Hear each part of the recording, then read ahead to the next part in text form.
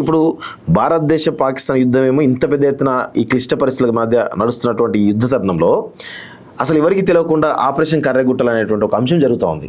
ఈ ఆపరేషన్ కర్రగుట్టలో భాగంగా నిన్న అంటే ఏదైతే యుద్ధం జరిగినటువంటి నిన్న టెర్రరిస్ట్ అటాక్స్ ఏదైతే జరిగిందో దానికి కొన్ని గంటల తర్వాత ఆపరేషన్ కర్రగుట్టలు కూడా ఒక 22 మంది మావోయిస్టులు చనిపోయారంటే ఒక సమాచారం బయటకు వస్తూ ఉంది. దీని మీద క్లారిటీ అయితే లేదు, కానీ చనిపోయారని చెప్పేసి పెద్ద ఎత్తున న్యూస్లో అయితే కనబడతా ఉంది. అంటే సైలెంట్గా ఇటు యుద్ధం మాటున ఇటు కర్రగుట్టలో మావోయిస్టులు అంతమొందించేటువంటి ఒక కార్యక్రమం జరుగుతుంది అనుకోవచ్చా? ఒకవేళ ఇప్పుడు నువ్వు చెప్పేదైతే నేను కూడా విన్నాది, అదే కనుక కరెక్ట్ అయ్యేది ఉంటే ఇక పెద్ద గీత మీద చిన్న గీత లెక్క అయిపోతుంది ఇది. ఇప్పుడు అదేమో మొత్తం దేశం మొత్తం ఇన్వాల్వ్ అయ్యి ఉన్నది కదా. ఇప్పుడు ఇక్కడ సంపుడు అనేది మన ప్రాంతం. టెర్రరిస్టులు ఇస్ డిఫరెంట్, మావోయిస్టులు డిఫరెంట్. మావోయిస్ట్ ఇక్కడ ఇక్కడ సామాజిక ఆర్థిక కోణం రాజకీయ కోణంలో చూడాల్సినటువంటి అంశం ఇది. సో ఇక్కడ ఉన్నటువంటి సమస్యల మీద ఉత్పన్నమై ఆయుధాలు పట్టినటువంటి వాళ్ళు ఇలా మేము ఆయుధాలు వదులుతామని చెప్పని వాళ్ళు అంటున్నారు. సో వాళ్ళు వ్యూహాత్మకంగా అంటున్నారు, ఇది మనకు తెలియదు. కానీ ఎక్కడో దగ్గర ఇప్పుడు ఎందుకంటే గత ఇక్కడ కాంగ్రెస్ ప్రభుత్వం అట్లే చర్చలు చేసి వాళ్ళ హైడౌట్స్ అని చూసుకొని తర్వాత మళ్ళీ వాళ్ళ మీద దాడులు చేసి చంపిన రియాజ్ ఇటువంటి వాళ్ళని కూడా చంపిన ఉదంతాలు మనం ఇక్కడ చూసినాం కదా. వాళ్ళ భయాలు వాళ్ళకు ఉండొచ్చు, వీళ్ళ భయాలు వీళ్ళకు ఉండొచ్చు, ఎవరు అప్పర్ హ్యాండ్ కావాలో చూస్తున్నారు. కానీ ఇప్పుడు మాత్రం కర్రగుట్టలు ఎర్రగుట్టలుగా తయారయ్యే సిచ్యువేషన్ మాత్రం ఉన్నది. అది కూడా అసలు ఆపాలని చాలా రోజుల నుంచి డిమాండ్ ఉంది. పౌర సమాజం నుంచి చాలా డిమాండ్ ఉంది. వాళ్ళేమో నువ్వు బీజేపీ నుంచి కావచ్చు, ఇప్పుడు కేంద్ర ప్రభుత్వం కావచ్చు, అక్కడ ఛత్తీస్గఢ్ గవర్నమెంట్ సంబంధించిన కావచ్చు, ఎట్టి పరిస్థితుల్లో మేము ఎలిమినేట్ చేస్తామనేదేమో వాళ్ళు అంటున్నారు. ఓకే, ఇక్కడ కాంగ్రెస్ ప్రభుత్వం ఇక్కడ కాంగ్రెస్ వాళ్ళు అంటున్నారు నువ్వు చేయాలని చెప్పని. వీళ్ళు మొన్న గవర్నమెంట్కి వచ్చినాక ఇక్కడ కూడా ములుగు ప్రాంతంలో ఇక్కడ కూడా ఎన్కౌంటర్లు జరిగినాయి కదా, వీళ్ళు కూడా చంపిండ్రు. సో ప్రభుత్వాలు ఎవరున్నా గానీ ఆ టైం గద్ద మీద కూర్చున్నప్పుడు ఓ తిరిగి ఉంటది, గద్ద మీద లేనప్పుడు ఇంకొక తిరిగా మాట్లాడతారు.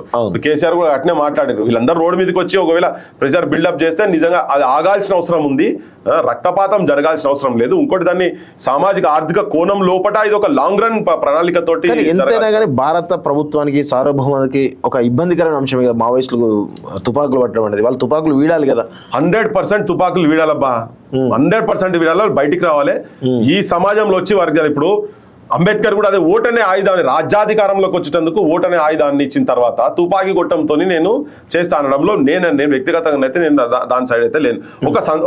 ఒక పరిస్థితిలో తెలంగాణలో భూస్వామ్య వ్యవస్థ కావచ్చు, పొలిటికల్ వ్యవస్థ ఇక్కడ ఫేస్ చేసి కావచ్చు, అరాచకాలు ఇటువంటి జరిగినప్పుడు అక్కడక్కడ స్పోరాడిక్ గా ఇటువంటి ఆర్మ్స్ పట్టి పోయినటువంటి ఉదంతాలతో అటు నుంచి అంటే ఆయుధాలు పట్టుకొని తిరిగే కాడికి వచ్చింది.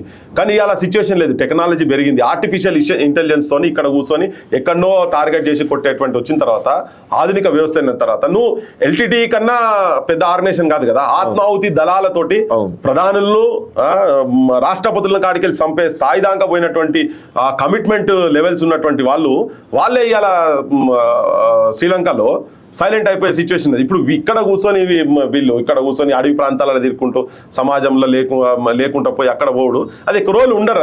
అది ఏంటంటే బాధ అనిపిస్తుంది, ఏంటంటే త్యాగం ఉన్నది, అన్ని ఉన్నాయి, జనం గురించి చచ్చిపోయేటువంటిది ఉన్న తర్వాత బయటికి వచ్చి ప్రజాక్షేత్రంలో కనుకుండేది ఉంటే వేరే తీరు ఉంటుంది. ఇప్పుడు ఇక్కడ కూడా చూద్దాం, మన దగ్గర చౌటుప్పల్ ఇటువంటి వాటర్ ట్యాంక్స్ కట్టి ప్యారల్ గవర్నమెంట్స్ నడిపి తెలంగాణలో ప్యారల్ గవర్నమెంట్స్ నడిపించిన తర్వాత ఇలా పరిస్థితి ఏంటంటే తెలంగాణలో నీకు అక్కడ కనబడతలేరు. ఓపెన్కి వచ్చేందుకైతే నీకు బెక్కలేరు, దళాలు అప్పుడు చాలా ఫ్రీగా తిరిగేది. సో ఇప్పుడైతే నువ్వు గవర్నమెంట్ నువ్వు ఇండియన్ ఆర్మీయో ఇండియన్ నేవీయో సిఆర్పిఎఫ్ కన్నా గొప్ప కాదు కదా.